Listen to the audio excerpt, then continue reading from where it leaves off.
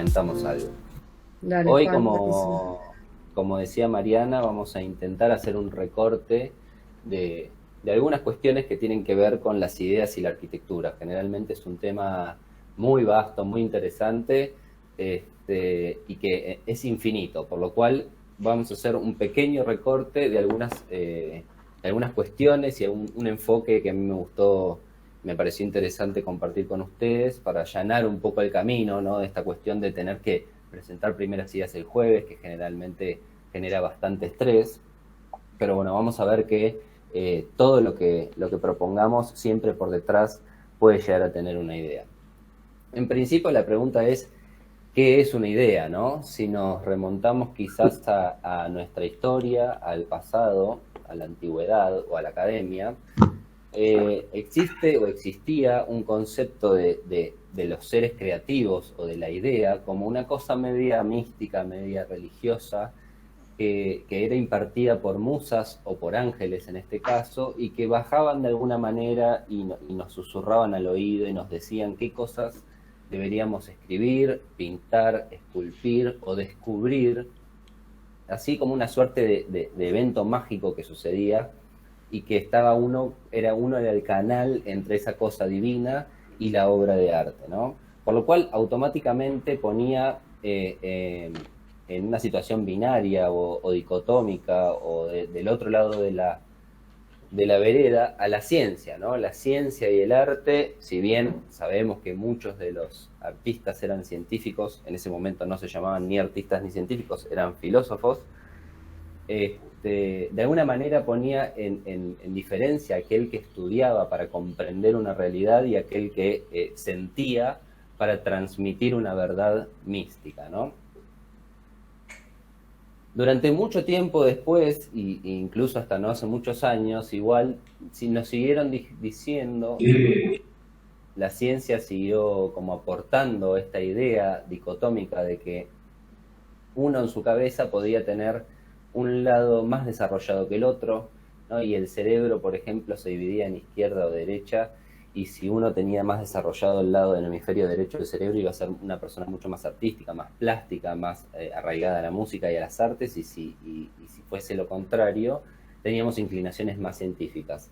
Ahora, esto es de alguna manera medio irónico, ¿no? Porque si nosotros nos ponemos desde la mirada de nuestra profesión, de nuestro quehacer, la arquitectura, es medio difícil pensar de que uno puede ser Dr. Jekyll y Mr. Hyde a la vez, ¿no? Como ese científico loco que de alguna manera es técnico y a la vez artista. Y sin embargo, a lo largo de la historia, desde la academia a la modernidad, vemos que la mayoría de los grandes arquitectos y arquitectas tenían aptitudes para ambas cosas.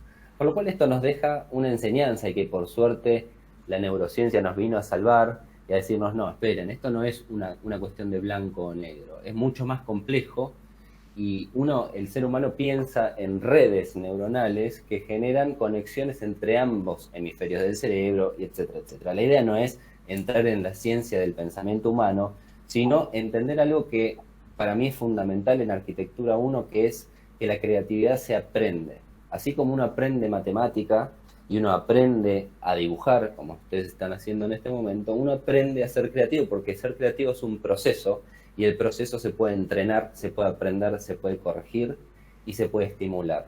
Por lo cual eso es una gran noticia para todos, ¿no? Porque muchas veces nos encontramos con alumnos que nos dicen yo no soy creativo, no me sale, no puedo, o personas que no se dedican a esto, que están con esa idea en la cabeza. Ahora, si bien las ideas están recontra definidas y hay un montón de acepciones y un montón de maneras de llegar a la palabra idea, me parece que está bueno delimitar un poquito qué significa la idea para nosotros los arquitectos, ¿no? Una idea para nosotros en arquitectura no es una cosa 100% abstracta, ¿sí? Porque esto es una cosa que se ve repetidamente en el taller, que cuando aparecen las primeras ideas, los y las alumnas vienen con, mi idea es el espacio flexible, o hacer planta libre. Y esas cosas que yo estoy nombrando ahora son conceptos, ¿sí? Son conceptos que tienen el grado más amplio de abstracción y que puede estar arraigado a una infinidad de operaciones o de aplicaciones que lo llevan al mundo de lo concreto. Por lo cual, una idea de arquitectura siempre tiene que estar de alguna manera en el medio. Tiene que tener el componente conceptual abstracto, que eso se puede trasladar en lo que ahora vamos a ver con las escalas. Y por supuesto tiene que tener una apropiación de una aplicación de ese concepto. Por lo cual, la idea viene a ser, de alguna manera, su componente abstracto es el qué es lo que quiero hacer, cuál es mi concepto, y el cómo lo voy a aplicar o a través de qué modelo, de qué vehículo, cómo lo voy a hacer. Por supuesto que todo esto a lo largo del proceso se va a ir ajustando, que es la tercera pata después del proceso proyectual, y ese ajuste va a hacer que nos movamos de la abstracción a la concreción y llegar a una operación de diseño bien definida y materializada, por supuesto después construida. Por ejemplo, ¿no? Para entender esta cuestión del concepto y lo concreto, de lo abstracto y lo concreto, llenos y vacíos puede ser un concepto que lo vamos a ver repetidamente a lo largo de toda la teórica. ¿Por qué? Porque es un concepto sumamente usado por un montón de arquitectos. Y acá abajo vemos 3 ejemplos de cómo un mismo concepto puede estar aplicado de maneras muy diversas, desde miradas muy distintas, con modelos muy diferentes y con incluso escalas distintas, que ahora vamos a ir al tema de la escala y el pensamiento. A la izquierda tienen un edificio que se hizo para Procrear del estudio de Solsona, donde el lleno y el vacío está puesto en función del sistema de organización de las células, donde el desfasaje de cada una de las células permite generar vacíos en esas esquinas. En el medio tienen las termas de Valls de Peter Zumthor, que la excavación, la idea de excavación de la montaña, de esa pendiente donde ubica el edificio, genera llenos y vacíos que van a dar después un efecto fenomenológico en la espacialidad interior del edificio. Y por último tienen el concurso de la ampliación de las manzanas de las luces de Eisenson, donde acá hay una reinterpretación prácticamente contemporánea en relación al lleno y vacío de la fachada histórica. Por lo cual, las acepciones del lleno y vacío para cada una de estas 3 personas es completamente distinta y el concepto es el mismo, ¿sí? Pero bueno, dicho todo esto, y que está buenísimo, ¿no? El cerebro, la red, la idea, el lleno y el vacío, pero cuando nosotros les pedimos que vayan a traernos una primera idea, generalmente muchos y muchas se encuentran con el síndrome de la hoja en blanco, ¿no? Que no saben por dónde arrancar. Y ahí viene la hoja en blanco y mi primera pregunta, y les pido que me respondan, por favor. Para ustedes, ¿de dónde salen las ideas? O para hacerlo más fácil, para que no sea tan abstracta y tan metafísica la pregunta, ¿de dónde puedo sacar datos que me estimulen a generar ideas? De la experiencia. De la experiencia personal, muy bien, perfecto. ¿Qué más? Inspiraciones. Inspiraciones con respecto a qué. Ir viendo otras obras o otros conjuntos de vivienda, en este caso, lo que sea. Por ejemplo, referentes, o sea, referentes, sí. Sí, perfecto. ¿Qué más? El sitio. El sitio, ¿no? El sitio es una gran fuente de inspiración. Muy bien. ¿Qué otra cosa? El programa podría ser. El programa podría Pensar ser. para quién es. Pensar para quién es. Te ¿Qué hace significa como ese programa? ¿Cómo decís, Mari? No, eso. Bien. Que te va. Por lo menos te genera preguntas, ¿no? ¿Qué significa ese programa? Sea residencial, sea expositivo, sea educativo, de salud, no sé, ¿qué significa y cómo lo puedo reinterpretar? Bien, ¿qué más? Tal vez de la naturaleza. Sí, la naturaleza en términos de paisaje, por ejemplo, la naturaleza en términos de inspiración desde una estructura natural o cómo funciona cierto aspecto de la naturaleza, por supuesto. Quiere decir que las ideas puedan salir de un montón de lugares extremadamente variados. Yo acá armé una lista, que la tengo armada hace muchos años, que podría ser infinita, ¿no? Estos son como los más comunes: el uso del programa, la historia, la materialidad del usuario, la tecnología. Quizás la palabra más extraña para ustedes es la semiótica, que la semiótica es eso, por lo menos yo lo defino como semiótica, es eso que Mariana hablaba de lo poético, ¿no? Del significado y del significante, cómo una operación material arquitectónica puede remitir a un significante completamente distinto que un ladrillo, un hormigón o simplemente una madera. Sin embargo, para ustedes, esta lista, ¿qué tengo que hacer como proyectista? ¿Ponérmela en una hojita, ir tachándola, ir cumpliendo los pasos uno a uno en algún orden específico? ¿Qué hago con todo esto?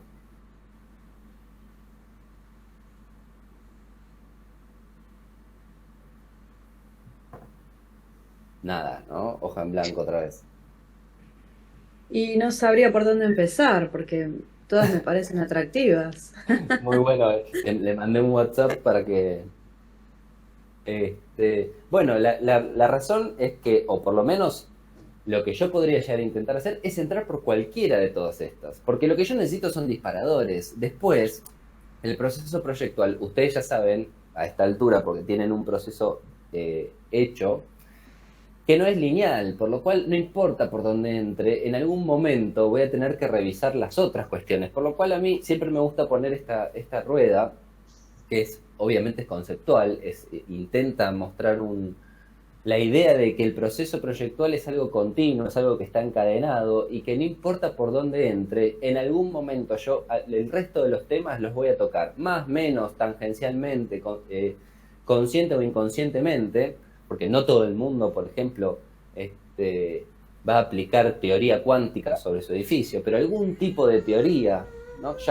Los 5 puntos de Le Corbusier, lo que sea, algo de teoría va a incorporar, algo en relación a la historia, si hubo una buena lectura del sitio va a suceder, una reflexión sobre el usuario va a aparecer, morfología la cosa va a tener porque siempre nosotros trabajamos con forma, tecnología para construirlo, el programa es lo que... ¿no? Es imposible evadir cada uno de estos temas porque son intrínsecos al quehacer arquitectónico. Pero independientemente de esta rueda y que yo puedo entrar por cualquiera de estos lugares y después acomodarlo, es cierto que también hay quizás escalas en donde yo me puedo aproximar a un problema. Y en ese sentido puse estas dos imágenes porque me parecen que son las dos escalas más extremas que pude encontrar en términos de proyecto, de proyectista, no de una ciudad autoconstruida, sino alguien que se sienta en un tablero y dibuja. El de la izquierda es la tesis arquitectónica de Colas, y lo de la derecha lo conocen muy bien, ¿no? ¿Qué es? Muy bien, la columna del pabellón de Barcelona, por lo cual estamos hablando de un detalle técnico muy preciso y de una tesis cuasi filosófica que opera prácticamente toda la ciudad, ¿no? Es una bestia. Entonces las escalas son muy disímiles. Entonces yo lo que les voy a proponer es aproximarme al tema de la idea a través de 3 escalas. Es como lo traje organizado. Y podría organizarse cualquier otra manera, ¿no? Yo, cuando tenía esta teórica armada para otro tipo de programa, entraba quizás directamente por las variables arquitectónicas. Pero ahora me pareció, en términos de hablar de lo residencial, que la aproximación a través de las escalas podría llegar a ser interesante. Entonces, lo primero que vamos a ver es un conjunto de viviendas del estudio Ripollison, que está en Mallorca, ¿sí? No sé si todo el mundo conoce dónde está Mallorca. Mallorca es una isla balear que está en el mar Balear, parte de España, y a los arquitectos les surgió la oportunidad de hacer un conjunto habitacional que en muchas publicaciones sale como vivienda social, pero la realidad es que no es vivienda social, simplemente es vivienda subvencionada, que no es lo mismo. Se puede discutir después lo que significa vivienda social porque es importante a la hora de proyectar, pero no viene al caso. Y se les presentó un lote vacío, como el que es el que ven arriba, y abajo podemos ver el tejido característico de este sector de la isla de Mallorca en España. Y los arquitectos dicen, ellos en su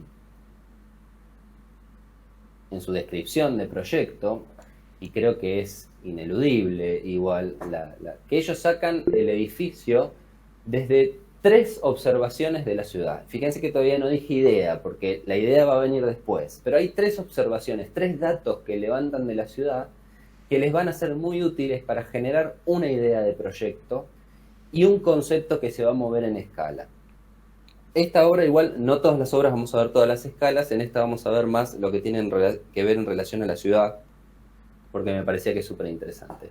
Por un lado, ellos hacen un relevamiento y hacen un estudio sobre las plazas típicas de Mallorca, que es igual al resto de las plazas europeas, que tiene que ver con el vacío en ese tejido y que está completamente rodeada por fachadas, y el lleno y el vacío que genera en relación al tejido. Por otro lado, la escala propia del tejido de la ciudad o del pequeño poblado, que es muy variado en su escala, pero muy parejo en su altura, ¿sí? O sea, tiene variabilidad en el perfil, pero la escala no deja de ser de 3, 4 pisos máximo, ¿sí? Y por otro lado, aparece un lenguaje muy característico, si después lo recorren por Street View, que es muy lindo, me gusta mucho pasear por Street View, van a ver que el lenguaje local es muy parecido, se repite mucho el tema de la ventanita chica con el postigón de color verde, no importa el color, pero digo, se repite mucho el color verde, y esta cosa maciza con el agujerito chico que es muy típico de las arquitecturas mediterráneas o de ese sector del planeta, donde la incidencia del sol en verano es muy vertical, es muy intensa, por lo cual las aberturas empiezan a achicarse, ¿no? Entonces hay un lenguaje de la masa edilicia revocada con el agujerito chiquito y el postigo, la variabilidad de la escala y el lleno y el vacío. Todo esto ellos lo van a traducir a una idea de esponjamiento, a una idea de un material que de alguna manera, en función de las células de llenos y vacíos que tengan, van a poder ir empezando a responder a distintas cuestiones. Y en ese sentido aparece una masa replegada en sí mismo, horadada, que empieza a responder, por un lado, a las cuestiones intrínsecas del sitio, o sea, lo que tiene alrededor, ¿no? Esos pequeños patios, la consolidación de la línea municipal, ese pequeño pulmoncito de manzana que se vuelve a recuperar en el fondo, pero a la vez les permite organizar de alguna manera el programa, o sea, no solamente el programa de las unidades, sino ese gran vacío. A ver, ¿se ve mi cursor? Sí. ¿El cursor se ve? Se ve perfecto. Sí, se ve. ¿No? Hay una primera operación, una primera escala de horadación, de agujeros, si se quiere, de esponja, que tiene que ver con responder no solamente a este pulmón de manzana que tenemos acá, sino a la idea de que todas estas unidades que se ven acá arriba, en verde, todas estas unidades generan este espacio cual plaza para la reunión como espacio de expansión comunal, y después en una segunda escala de aproximación a la horadación tiene que ver con la separación de las propias células generando las expansiones privadas. Se ve acá que hay pequeños agujeritos que separan las piezas, incluso lo veíamos en la fachada, cómo se separan estas unidades en función de reconocer las comunidades y aparte de articularse a través del vacío como expansión privada, mirando siempre, verificando ese centro de manzana. Y esto que dice, que me parece que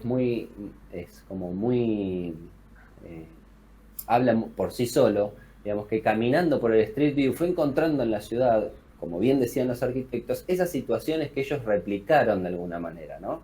Lo que ven acá a la izquierda es la plaza central, la plaza de armas del pueblo, donde vemos esa cuestión que Gordon Cullen denomina el aquí y allá, ¿no? Ese plano de fondo que me dice que tengo que girar, el plano de costado que me delimita con fachada, el vacío urbano por el otro, un espacio diferenciado en altura, como puede ser esta tarima.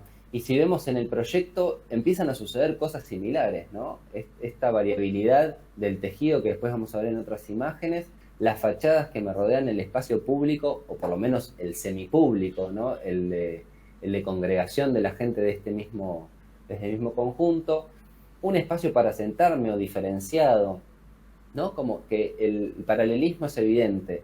Por otro lado, en la plaza esta de armas que les contaba, en verano les ponen esta especie de semicubierto para cubrirse un poco del sol, y fíjense qué elocuente este conjunto de imágenes en donde también veo estos semicubiertos que arma el proyecto, que de alguna manera recuperan ese anticipo al espacio público semicubierto antes de llegar al vacío.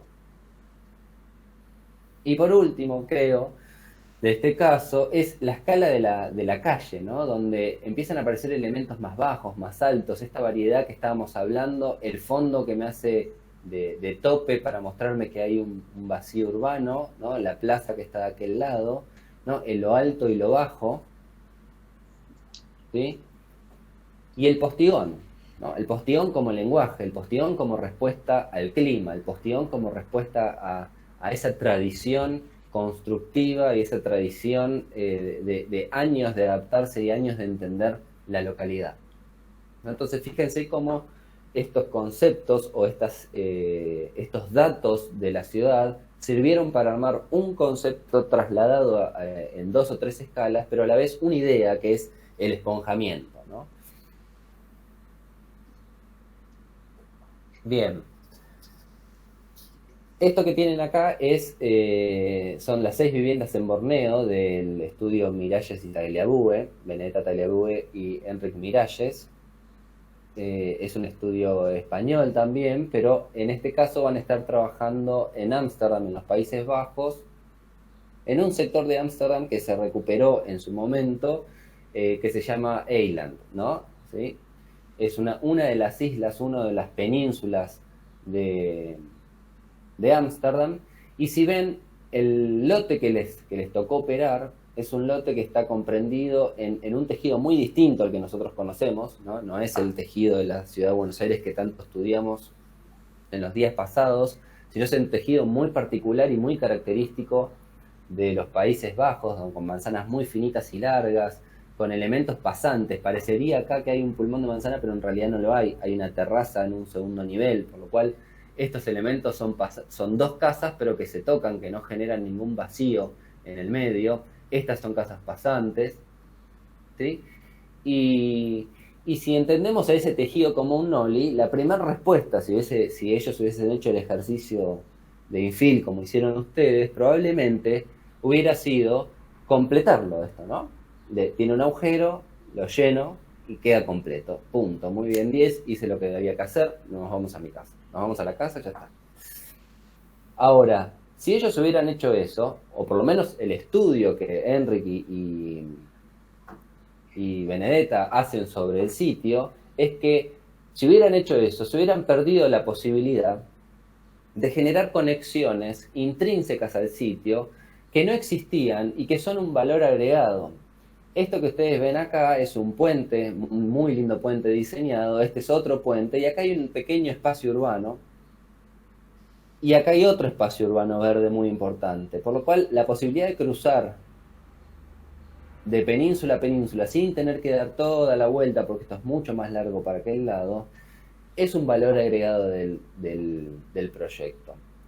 Por lo cual la respuesta que ellos van a dar es decir, ¿tengo que hacer 6 casas? Bueno, perfecto. Voy a tratar de enchapar con una vivienda, una de las medianeras, con las otras 5, la otra medianera, y generar un pasaje urbano novedoso, nuevo, que le dé algo distinto a este sector de la ciudad. Automáticamente, por más que esta decisión haya sido urbana y prácticamente paisajística, automáticamente esa decisión de alguna manera empujar las casas y dejar ese pasaje, que es la ausencia de la séptima casa, si se quiere, los obliga de alguna manera a responder con unidades muy alargadas y muy finitas, y que de alguna u otra manera, y no creo que haya sido inconsciente, son la reinterpretación de la vivienda holandesa, ¿no? De la casa holandesa de terreno finito y largo y alto, en tono contemporáneo, ¿no? Entonces no nos vamos a meter en la unidad, porque para eso va a haber otros casos. Lo que más me interesa de esto es la operación urbana que generan, o sea, la idea de conexión, la idea de pasaje urbano. Pero no quería dejar de nombrar esto porque me parece que a veces una idea está concatenada con la otra y una idea dispara a la otra, aunque no sea el mismo concepto, pero están relacionados justamente por una toma de decisión anterior, como un paso previo. Si vemos acá en esta axo, vemos ahora acá la conexión de este espacio verde que viene por este puente, cruza por acá, cruza otra vez y vamos a la segunda península. Acá les armé también con el Street View una secuencia, como le dice Gordon Cullen, una secuencia de paisaje urbano, donde vemos cómo arma esta promenade que Le Corbusier tanto hablaba, ¿no? Esto obviamente es exterior, pero no importa. Digo, empiezan a aparecer y a descubrirse una serie de paisajes urbanos muy novedosos, donde acá vemos el proyecto, cómo abre paso para que esta urbanidad cosa transversalmente estas situaciones diferentes. Bien, por otro lado, les traje para terminar de hablar de estas cuestiones urbanas y pasar quizás a otra escala, este proyecto se llama The Six en Los Ángeles. Esta zona de Los Ángeles en general, tiene un gran problema con las personas en situación de calle, ¿no? El mapita que ven abajo es un mapa que mide la densidad de personas sin hogar viviendo en la ciudad de Los Ángeles. El marrón más oscuro es la densidad alta y el bellecito más clarito es densidad baja. Pero digamos que la densidad alta del centro de Los Ángeles está rondando alrededor de las 1000 personas por kilómetro cuadrado, ¿no? Es un montón. Y esta cuestión es una cuestión que el gobierno obviamente tiene que apelar y solucionar, y se le hace el encargo a Bruxi Scarpa, no confundan con el italiano Scarpa, es otro arquitecto, Bruxi Scarpa, armar un proyecto que sea de alguna manera un refugio para personas en situación de calle, con un mixed use donde puedan empezar a, por ejemplo, tener reuniones de trabajo o atención primaria, etcétera, etcétera. El edificio lo ven acá, es esto que está pintado amarillo, y está a 2 cuadras de este parque, que es el MacArthur Park, que es un parque bastante grande del este de Los Ángeles. Lo interesante de la aproximación que tienen los arquitectos y la arquitecta, son dos jefes en el estudio, digamos, es cómo a partir de un volumen construible ellos empiezan a hacer una serie de razonamientos que tiene que ver con la vinculación con el espacio urbano. Por un lado, elevar este volumen construible, es que en un principio se puede esbozar o se puede pensar que serían el espacio privado de viviendas, separarlo del cero para generar un programa público, ¿sí? Acá dice espacio público, pero en realidad lo que ellos van a poner ahí abajo es un programa público. Es todos aquellos programas que en realidad tengan que ver con la comunidad, para dar información, para ayudar, ¿sí?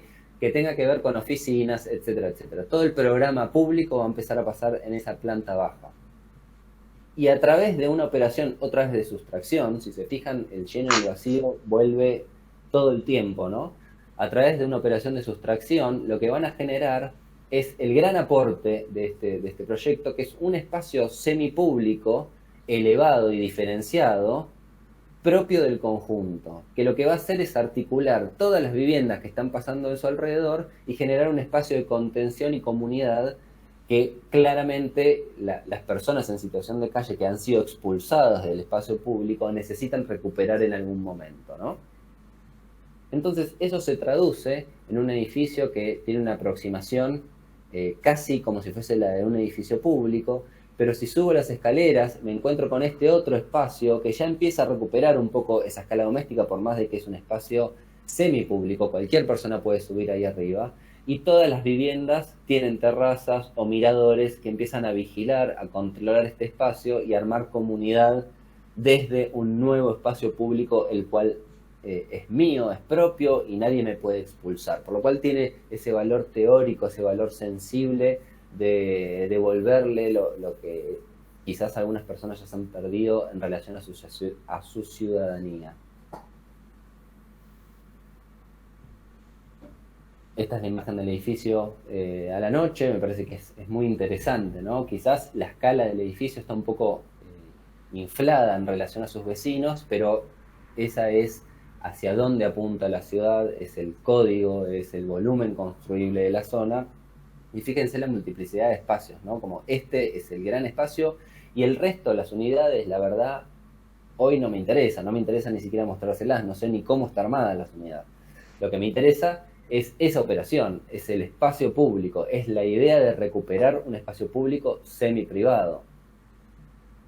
¿Sí?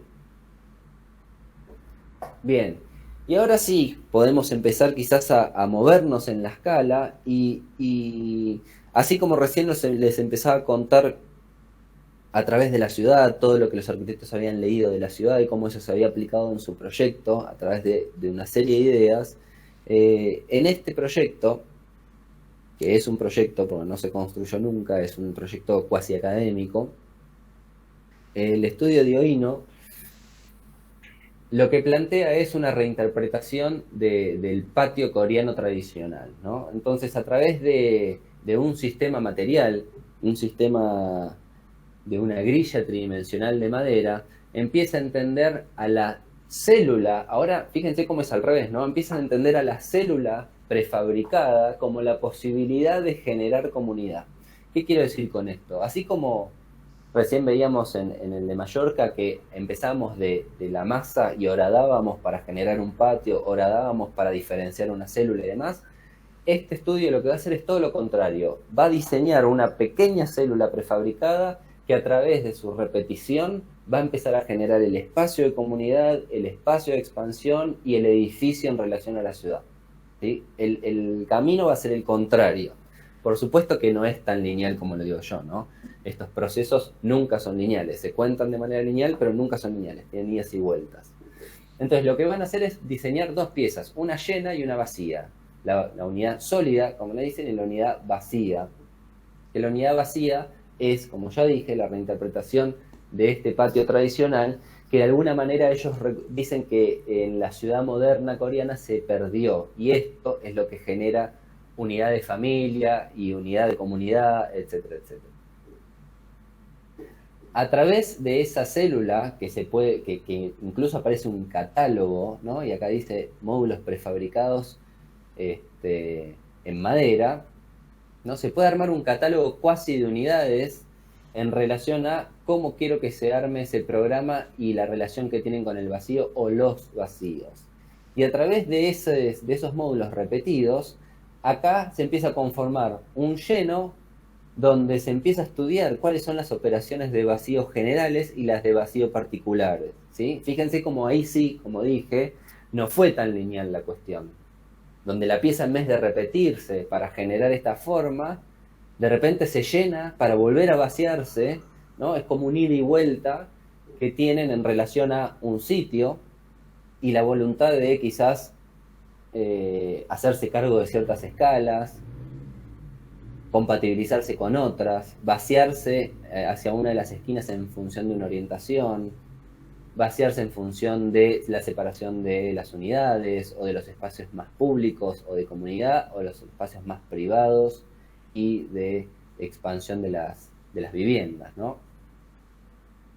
Todo para generar estas dos situaciones espaciales tan diversas y tan comunes a la vez, ¿no? Este espacio contemporáneo que de alguna manera mira a ese pasado perdido del patio coreano, que incluso le ponen hasta una mujer vestida tradicionalmente, ¿no? Como para hacer ese anclaje al patio tradicional, y este espacio comunal tan contemporáneo, tan variado y tan propenso a ser usado, ¿no? Me parece que es sumamente estimulante. Entonces, antes de pasar a esto, para resaltar la diferencia quizás entre lo que veníamos viendo y esto, si se fijan, ahora la ciudad quedó media relegada, no fue tan importante las decisiones de ciudades, si bien existen decisiones de ciudades, como vimos acá, hay compensaciones de escalas, hay entendimiento de una manzana completa, hay entendimiento de espacios vacíos y espacios llenos como el resto de las manzanas, hay un montón de reflexiones urbanas, pero la idea principal no nace desde ese lugar, sino que nace del sistema de la grilla, sale del sistema de repetición, sale del conjunto, para después transformarse en una respuesta urbana o en una respuesta de unidad. Entonces, así como ese ejemplo explora la grilla, este ejemplo de Peter Barber explora quizás las oportunidades que le da las agrupaciones lineales, ¿no? En este caso, pseudo obligado, ¿no? Por un terreno extremadamente delgado y muy fino, que es todo este, el terreno es esto, ¿sí? Y que es, si se dan cuenta, el terreno es parte de un pulmón de manzana con acceso, ¿no? Es lo que en algún momento fue un pulmón de manzana, que después se fue abriendo y de alguna manera este lote, que antes de generarse este proyecto eran estacionamientos de autos y tenían lugares como bauleras, que después están recuperadas acá las bauleras, si las ven, ¿no? Donde antes era un estacionamiento de pulmón de manzana, como muchas veces nos contó Bea, que sucede también en Canadá. Acá en Londres se le encarga este proyecto sobre un terreno extremadamente fino, y la respuesta del sistema de repetición lineal es lo primero que se le viene a la mente al arquitecto, ¿no? Y es lógico, porque la propia tensión del terreno de alguna manera lo obliga a pensar en esos términos. Sin embargo, aparece también una reflexión que tiene que ver, y fíjense que la reflexión aparece tanto en el croquis como en la maqueta, ¿no? Hay un material que es distinto y tiene que ver con las cercas, ¿no? La calidad espacial de este pulmón, el arquitecto lo asocia directamente, y ahí aparece como un layer muy sensible del arquitecto, que lo asocia a ese pulmón con la cerca, con la idea de jardín doméstico, la idea de jardín trasero. Entonces lo que hace es recuperar esa materialidad, transformar el edificio en esa materialidad para que de alguna manera se cosa con el resto de ese paisaje. Sin embargo, a la hora de acomodar estas células, no hace simplemente una unificación, no repite la célula ad eternum a través de un eje. Hay una reflexión de variación, hay una reflexión de puntas, hay una reflexión de testeros de esta cuestión, ¿no? Donde empiezan a aparecer distintos módulos que responden a distintos tipos de vivienda, todas organizadas de la misma manera, pero quizás de distintos metrajes, con más habitaciones o menos habitaciones, y donde hay una alta reflexión sobre qué pasa cuando esto llega a su corte, así como Le Corbusier nos enseñó con la unidad de habitación de Marbella, que en una tira en los testeros, si se quiere cerrar el sistema, se pueden dar vuelta las unidades. Acá Peter lo recupera, da vuelta a las unidades, no solamente en planta, como habían visto, también en corte, ¿no? Fíjense cómo se infla esa última unidad, dándole como un carácter y cierre a la cuestión, y empiezan a aparecer estos elementos que varían ahí, que rompen ese ritmo para generar no algo tan monótono, sino un paisaje un poco más diverso sobre ese pulmón. Bien, quizás si estoy pasando extremadamente rápido de caso a caso y no los dejo ni reflexionar, me avisan. Va muy bien. Bueno, y por otro lado, si estábamos hablando de sistemas, si vimos la grilla como idea, vimos el elemento lineal como idea, está claro que esas no son las únicas maneras de resolverlo, ¿no? Ni siquiera con la misma idea de linealidad o de grilla.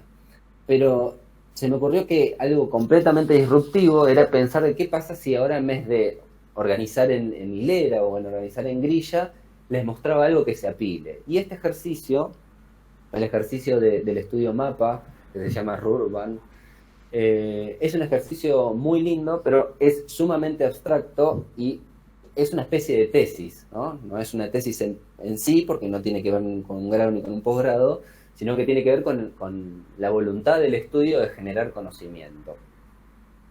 El ejercicio o la tesis se llama realmente rural y urbano, porque lo que va a intentar hacer es generar, a través de un catálogo arquetípico de viviendas unifamiliares rurales, ¿no? La bóveda de cañón corrido, el galpón, la caja, la casita de techo dos aguas, entender esos arquetipos que son tan deseados por los que viven en la ciudad, porque generalmente están asociados a expansiones en el verde, a una casa muy holgada con mucho espacio, y cuando vamos a la ciudad tenemos el gran problema de la densidad.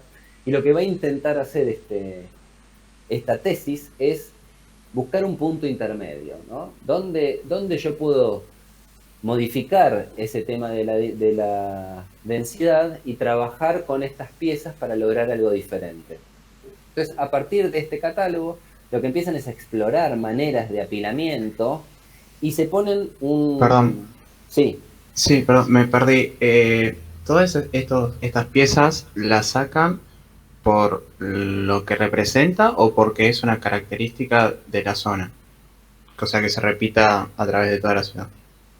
por lo que representan. Está claro, esto ahora iba, que ellos se iban a poner como meta, como lote ficticio, lote para trabajar y tener algún espacio urbano realmente que operar, el centro de Madrid, ¿no? Y si más o menos alguien conoce Madrid, se va a dar cuenta que Madrid no tiene muchas bóvedas de cañón corrido y tampoco tiene tantos techos con aguas, ¿no? Entonces esta idea es justamente mezclar lo rural con lo urbano.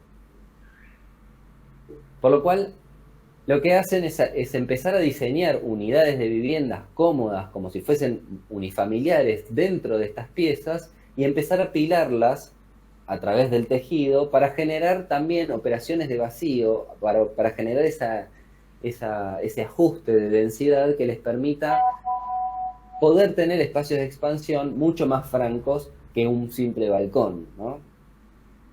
Entonces lo interesante de esto es, independientemente que es sumamente teórico, ¿no? No nos vamos a poner a... Fíjense que alguien tiene el micrófono abierto y me está sonando un WhatsApp en la oreja. Ahí va. No nos vamos a poner a discutir sobre qué pasa con el agua acá, ¿no? O sea, esto es un ejercicio teórico, abstracto, y casi académico y que puede disparar muchísimos ejercicios reales y concretos en la realidad. Lo interesante es que el sistema acá prima por sobre la ciudad y prima hasta casi que por lo que está pasando acá adentro, ¿no? El sistema de apilar una pieza, independientemente de su forma, independiente de eso, en función de buscar una nueva densidad y una nueva relación de llenos y vacíos en la ciudad, me parece que es un buen ejercicio como idea y como ejercicio proyectual. Ahí tienen las Axos, donde efectivamente se empiezan a ver que lo que más importa, lo que más está potenciado en el dibujo, son las expansiones. No es el espacio interior, no es la ciudad, ¿no? Son las expansiones. Es este lugar, esta terracita, esta, ¿no? Fíjense que el auto desaparece también acá, está todo enterrado. Bien.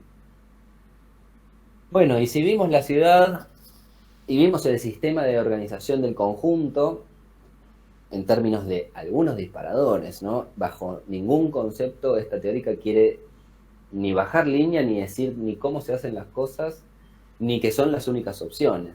Por el contrario, ¿no? Podría haber 1.000.000. Por eso tuve que hacer un recorte pormenorizado en función de lo que yo quería contar.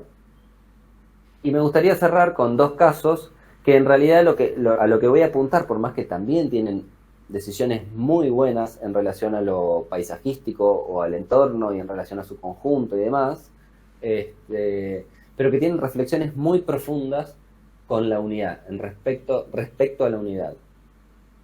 Este es el Sea Ranch, el condominio 1 de Sea Ranch de Charles Moore y su estudio de ese momento, que está en California. Estamos hablando de una obra del movimiento moderno tardío, si quieres, el 75-76. Y para los que no conocen esta obra, les cuento que esto está en la costa de California. Acá tienen una imagen para que más o menos entiendan cuál es la topografía y el paisaje. Es un paisaje muy rocoso, con pendiente, con mucha vegetación. Y no casualmente puse en el lado izquierdo construcciones típicas de la zona, que no es una zona muy poblada, fue siempre una zona muy rural, lo sigue siendo, pero aparecen ciertos elementos en el paisaje, obviamente por la producción rural, como por ejemplo estos graneros con estos puentes que llevaban, no sé, para depósito de algo. Fíjense que acá está entrando como si fuese un carro de tren, en vías de tren, para depósito dentro de este granero, y esto es una casa de campo, ¿sí? Donde se empieza a ver una tecnología y una manera, un arquetipo también, donde yo puedo empezar a reconocer ciertas cuestiones que los arquitectos después van a retomar. Entonces les decía que esto es un conjunto de unidades que se empiezan a derramar en ese paisaje y empiezan, por ejemplo, a formar estas situaciones de patios, ¿no?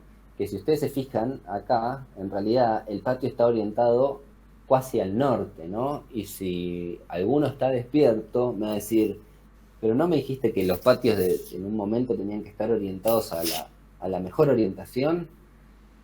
Sí, les dije eso. Y también me dijiste que en el hemisferio norte la mejor orientación es el sur, no es el norte. Sí, también te dije eso. Pero acá hay un layer que quizás no estamos viendo, que tiene que ver con la pendiente y el mar, ¿no? Al tener pendiente el sitio y estar enfrentado al mar, hay cuestiones climatológicas que van a tener en cuenta que no es lo mismo que si estuviera en un terreno plano y en la pampa, por ejemplo, ¿no? A ver, si estoy enfrente del mar, probablemente tenga que cuidarme mucho de los vientos, por lo cual me conviene cerrarme al mar, como están haciendo acá, cerrarme al mar, ¿sí? Pero a la vez quiero orientar bien, por lo cual aprovechan la pendiente para que este sol ingrese tranquilo, el sol del sur, que es las mejores orientaciones del hemisferio norte, el sol del sur va a entrar sin ningún tipo de problema por la diferencia de altura que tiene la pendiente del sitio, ¿no? Entonces, independientemente de todos los pormenores que tiene la agrupación del conjunto y lo bueno que es el conjunto en función de la agrupación en sí misma, lo que más me interesa ver es las reflexiones que hacen los arquitectos en función de la unidad. ¿Por qué? Porque la unidad acá va a estar atada, por un lado, a la experimentación completa de las posibilidades espaciales y las posibilidades programáticas que da la repetición de una pieza, y por otro lado, a la reinterpretación histórica de un modelo que ya no es, ¿no? Ya lo habíamos visto.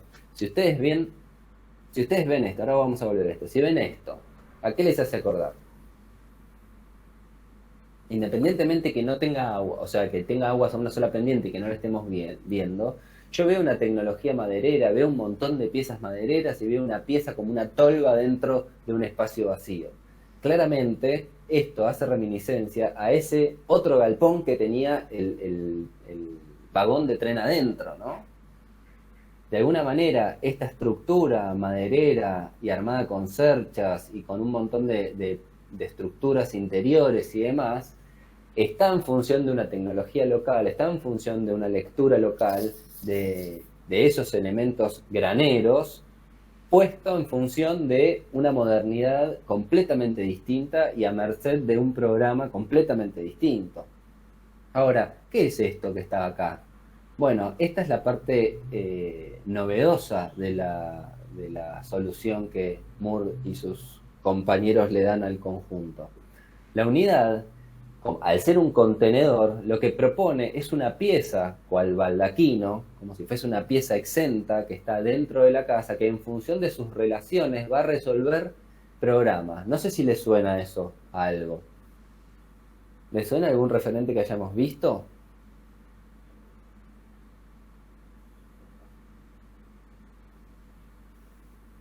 ¿Una casa de Mies no les suena?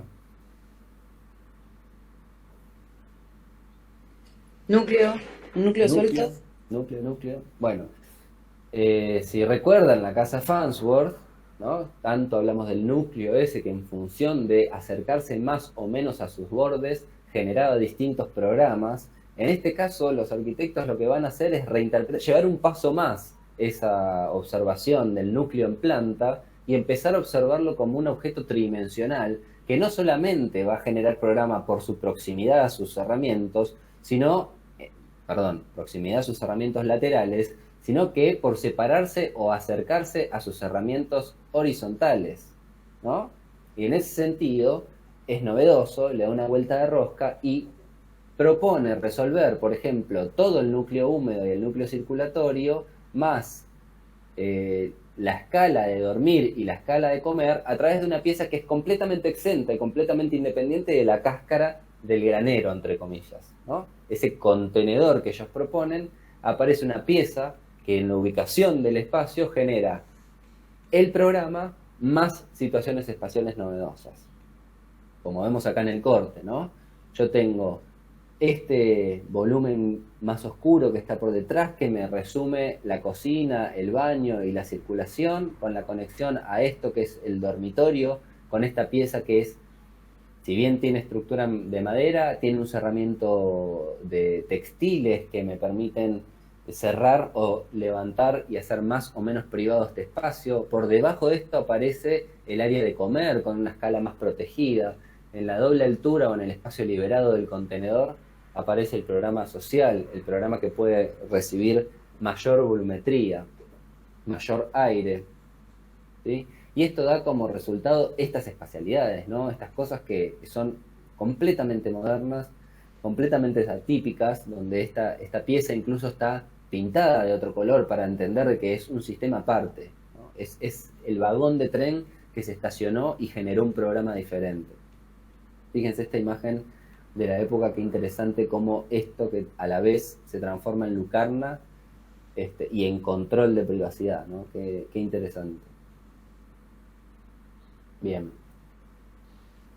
Y por último, y ya no los aburro más, les quería contar la experiencia del Diaboom. Fíjense que les estoy contando cosas de hace 80 años, ¿no? Y tienen un alcance impresionante. Les iba a poner un tercero, pero después dije, bueno, es un montón. Hay millones para ver. Pero Hertzberger, en este conjunto, que en principio la primera experimentación en Delft tiene estas 8 piezas más o menos, y después se transforma como en un proyecto de muchísimas piezas y la posibilidad de extenderlo al infinito, ¿no? Se podría trasladar porque es un ejercicio muy abstracto y muy académico, que el objetivo final de Hertzberger, este es el corte característico y es lo que va a hacer que esta unidad sea tan rica espacialmente, y por eso se las voy a mostrar. Pero lo interesante de esto no solamente es el corte, sino es el concepto que aparece por detrás, que tiene que ver con esta cuestión de la flexibilidad espacial y la posibilidad de readaptación programática, que es algo para ese momento sumamente novedoso, sumamente moderno, que todavía lo seguimos trabajando y no creo que nosotros lo estemos trabajando tan bien como lo hizo Hertzberger en su momento. Si se fijan, el sistema que propone, y la idea está justamente en armar estos dos núcleos que son a la vez estructurales y húmedos, que son las cosas que no se pueden mover, y esas otras losas que salen flotando de alguna manera, que van a empezar a armar ese programa que se diferencia por medios niveles para generar conexiones, pero a la vez independencia entre cada una de ellas, y va a aprovechar esas losas para plantear una serie de programas. Hoy no importa cuáles. En un principio aparece una planta tipo, que es la planta la más aceptada, si se quiere, por Hertzberger, pero ahora vamos a ver en un rato las distintas adaptaciones, ¿no? Por supuesto que las cuestiones de los medios niveles es compleja de entender, por lo cual me tomé el trabajo de generarles este modelo, este dibujo. Obviamente yo no dibujé este corte perspectivado, ¿no? Lo que hice fue pintarle los solados. Pero de esta manera va a ser mucho más sencillo entender cómo está armada la casa, porque efectivamente vale la pena estudiar esto y estudiar exactamente cómo funciona, porque es muy útil y es muy interesante. Y más de uno después siempre viene con la cuestión del medio nivel y es bastante complejo de resolver. En una planta 0, en la planta que está en relación a la calle, aparece el módulo garage y aparece el semicubierto de acceso que me permite entrar y ya directamente subir, ¿sí? Subir medio nivel hasta llegar a este nivel, ¿sí? El nivel naranja. Entonces yo llegué con el auto, subo medio nivel, salgo por esta puertita y llego al piso naranja, que contiene servicios, el espacio de comer, la cocina, un balconcito, un comedor. Por ahora es un comedor, ahora veremos qué es. Si yo continúo subiendo por esa escalera, o sea, si vuelvo a tomar esta escalera, voy a aparecer en este otro plano, el plano naranja, que es el que está acá arriba, que hoy está planteado como living, espacio de escritorio, de trabajo, etcétera, etcétera. Y podría, superpuesta a esta escalera, o sea, acá, volver a subir y atacar la planta roja, la última, que vendría a ser, en este caso, una planta más de dormitorios, más privada en relación a una terraza, ¿no? Subiendo una última escalerita, tengo una terraza útil acá arriba, y todo este centro, que es el que articula con los medios niveles, remata arriba con la caja de escaleras y una lucarna que ilumina todo este espacio. Ahora, Hertzberger se tomó el trabajo de plantear infinidades de posibilidades en función de simplemente tener esas 4 losas y los 2 núcleos húmedos, ¿no? Entonces vemos acá, por ejemplo, en la planta 0, cómo de repente puedo poner un estudio en relación a la calle, o puedo tener un auto chiquitito. De hecho, hasta pone los modelos de ese momento de autos que se puede hacer en cada una de las opciones. Puedo tener un auto más chiquitito y aumentar el lugar de guardado, que esto es un lugar de guardado, como si fuese un cuartito entre comillas. O puedo tener un auto más grande y achicar este espacio. O puedo tener un auto y cerrarlo el garage y tener el otro auto afuera más chiquito. O podría armar un espacio, por ejemplo, de, no sé, de juegos para chicos. Un lugar como para que los chicos pasen el día. O puedo tener un lavadero, ¿sí? Puedo tener un espacio verde, ¿no? Puedo sacarle los herramientas y dejarlo como espacio verde, dejarlo como espacio de vinculación con mis vecinos, ¿sí? En la primera planta subiendo puedo tener la cocina, el comedor y un livingcito, o puedo ampliar esto y tener el comedor en relación a la cocina, tener un espacio de guardado acá, tener un comedor más formal en este sector de acá. Puedo tener un espacio de trabajo. No, a ver, no las voy a describir a todas, pero después lo buscan y hay un dibujo de Hertzberger hecho escrito con cada uno de los programas. Pero digo, hay infinidad de posibilidades solo con plantear 2 núcleos de servicio y losas flexibles planteadas a medio nivel para poder garantizar cierto tipo de independencia, pero a la vez cierto tipo de conexión entre esos espacios no programáticos, si se quiere. Y lo bueno de todo esto es que, aparte de ser flexible y de proponer esta polivalencia, si se quiere, programática, también propone una espacialidad única, espectacular, que uno pensaría que no la puede conseguir en función de la flexibilidad. Uno piensa que la flexibilidad es el contenedor completamente indiferenciado. Sin embargo, Hertzberger nos enseñó de que no necesariamente tiene que ser indiferenciado para ser flexible. Fíjense qué interesante, ¿no? Mirarlo desde acá, como donde está el sillón, sacaron esta foto, y si no, al revés, ¿no? Como desde la biblioteca para abajo.